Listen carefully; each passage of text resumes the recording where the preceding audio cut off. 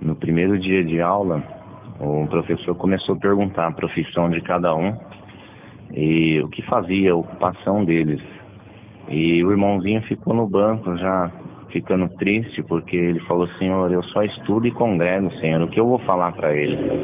Aí o Senhor falou assim: fala o que você faz que eu serei contigo.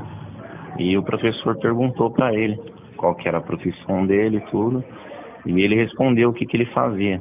Então o professor pegou e falou para ele assim: você é mais um desses crentinhos fanáticos. Aposto que se eu fizer uma pergunta simples para você, você não vai saber responder igual os outros crentes. Ele falou assim: quem que é o Pai de Deus? Da onde que Deus veio? Quem veio antes de Deus? Quem veio depois? Aí o irmãozinho baixou a cabeça e falou assim: professor, realmente eu não sei te responder. Ele falou: tá vendo? Vocês servem um Deus que não sabe nem o que é, nem de onde vem, nem a origem dele, não sabe nada. Aí ele ficou quieto na comunhão. Aí ele falou: Senhor, e agora, Senhor? Agora eu fiquei confundido e envergonhado. Aí o Senhor falou para ele assim: chama o professor, porque eu vou dar resposta na tua boca. Aí ele falou: Senhor, mas o que eu faço? O Senhor falou para ele: chama, porque eu vou falar na tua boca. Ele chamou o professor então.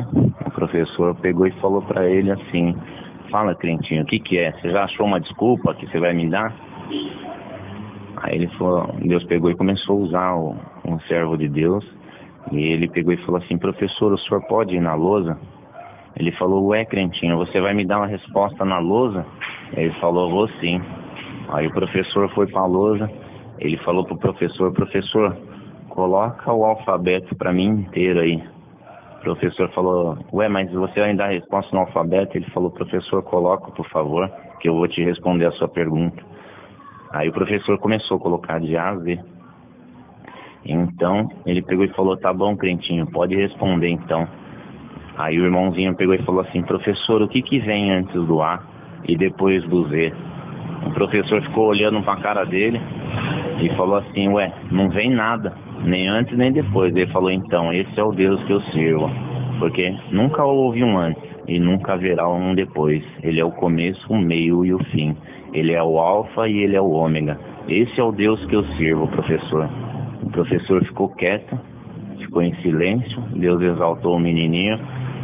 E no dia seguinte, o professor chegou e falou assim: moço, deixa eu te perguntar, em que igreja você vai?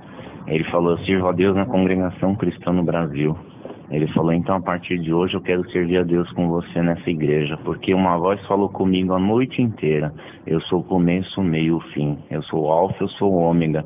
Nunca houve um antes e nunca haverá um depois.